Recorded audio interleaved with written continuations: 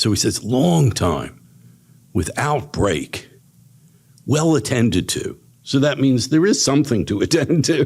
It's not like you just sit down and wait to see a sky that blows you away or a sunset or whatever, something that stops your mind, although definitely take those opportunities when they come. Meditators, though, are greedy. They say that's like the best thing that happens in life is when you go to the ocean and it's just like, well, that's why people go to the ocean and look at the waves. It just stops them. That's why people have always been like looking up at the stars, at the moon, because it stops the mind. Why, by the way, I realize that I'm digressing within digressions. Who knows whether we'll ever get back? We may not. I'm sure we won't. I mean, to complete all of this, I would have to be an incredible meditator, and that would be too exhausting. So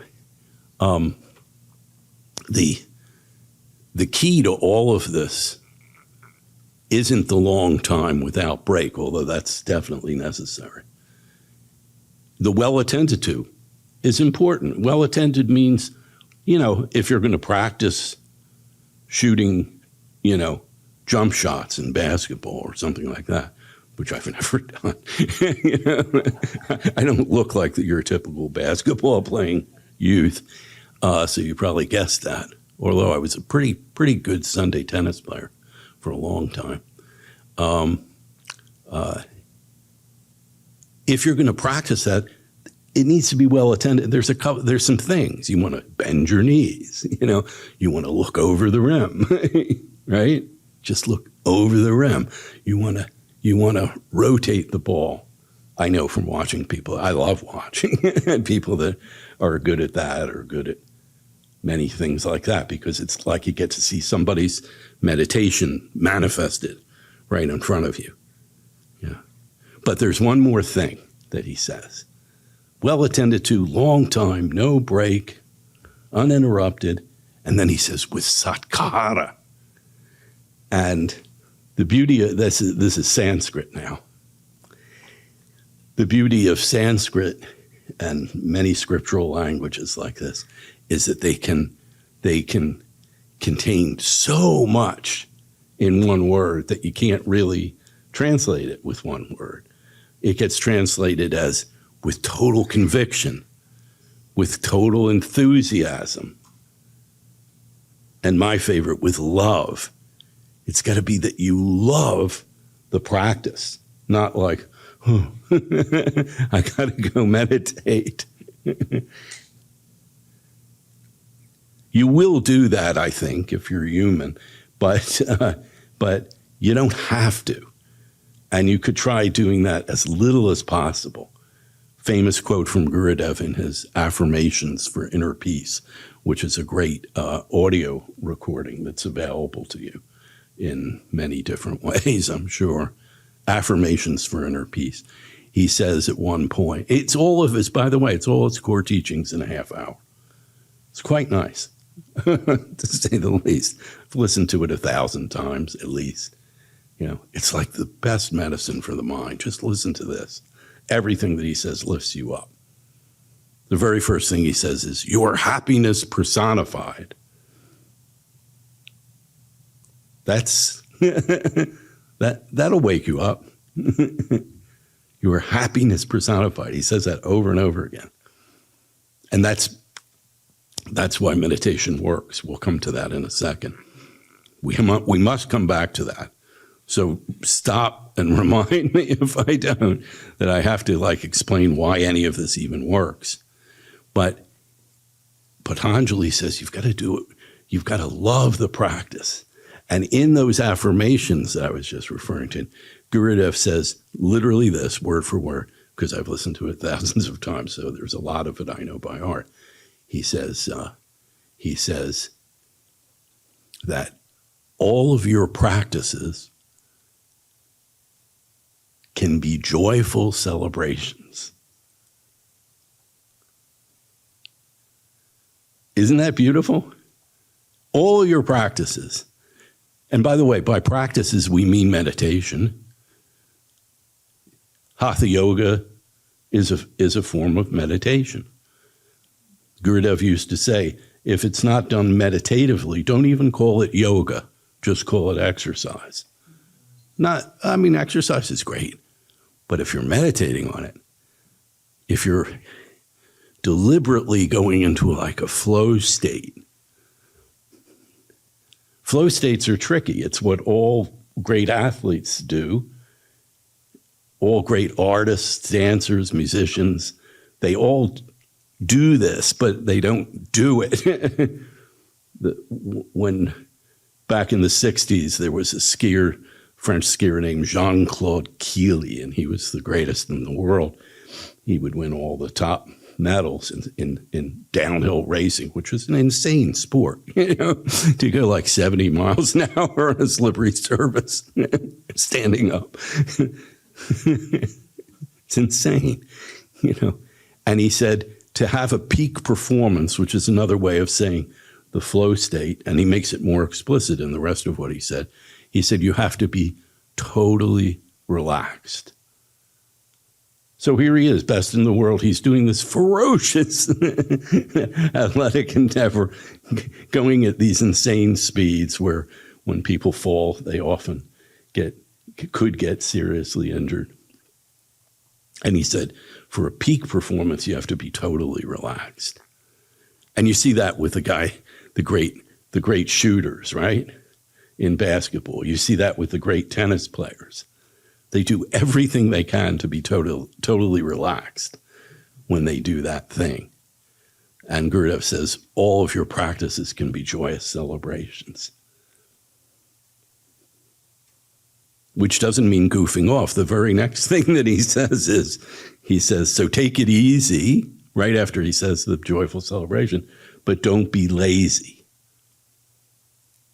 Yeah.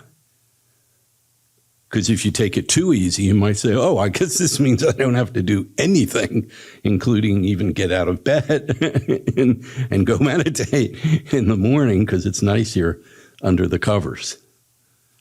A time will come, and maybe it's come for a lot of you already, where it's nicer. Even though you're lying there and you're feeling like, I'm not well rested yet, it's actually nicer to go and meditate. That's why we come together like this, because you're around a lot of champion meditators. But I never like to miss that opportunity, for formal meditation. Why does any of this work? It works because of what we were saying earlier. You are already, what's the very first thing he says? Your happiness personified. He says, you're nothing less than God. That's your actual nature. Meditation, all these flow states, mindfulness, it's all the same thing, just with different techniques and sometimes different philosophies behind them. Gurudev didn't bother with seeing the differences. A big part of his work on the planet was about bringing together people of all these different faiths and having these grand interfaith services, just a big excuse to be together joyfully. That's what Lotus is. It's like a crystallization of that. And you put everything there that's conducive. And the other meditation halls, I don't know whether you've been in Guru Bhavan yet, right here on the campus, the meditation hall. It's so conducive. Anywhere where you put is the yantra hanging behind me? Okay. Anywhere where you put that, it's conducive. If you love these, masters, Gurudev's master, Master Shivananda, or any of these others, and you would put pictures there, because when you see them, you're reminded. Yeah, I want. It's pretty simple. It's just like, if you want to be a great basketball player and you put these pictures in your in your bedroom, right? Lots and lots of kids do that, or they do it with something else that they love, that they're aspiring towards.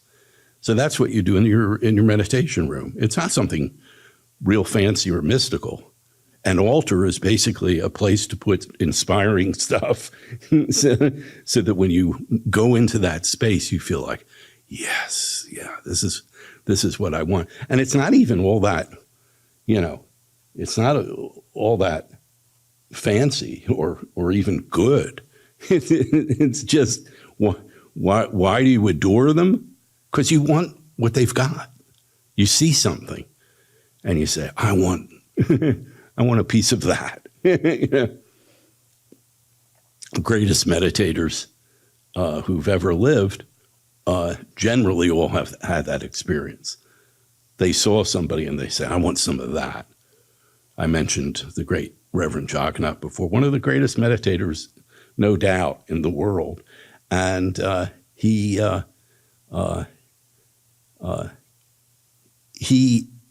a big part of how it got into this was that he was a jazz drummer, and he went to one of the greatest jazz drummers for master classes, Tony Williams, very famous, Miles Davis drummer, and all that kind of stuff. And he saw what he did when he played, and he said, "I want that."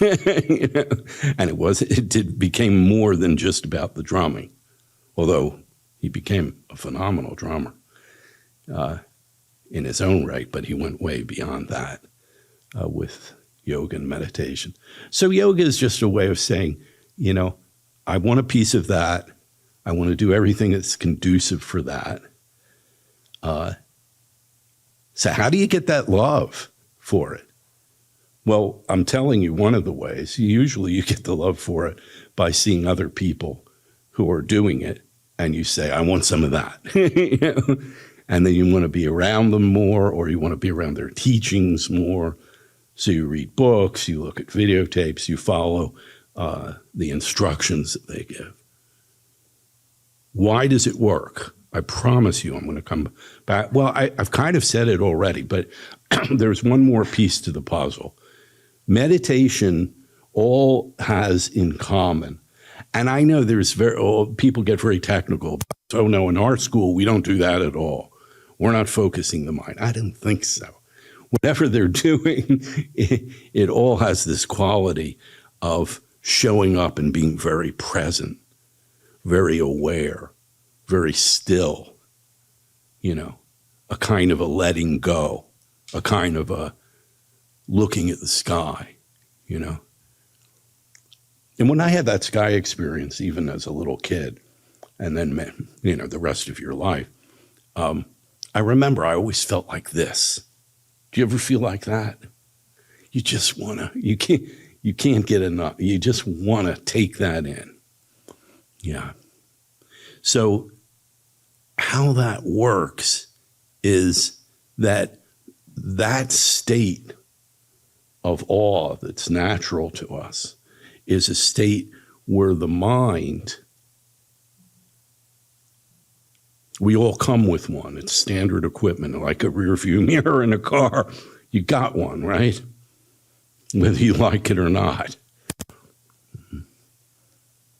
The mind normally has a tremendous number of waves, thoughts, feelings, emotions, just constant cacophony of this stuff.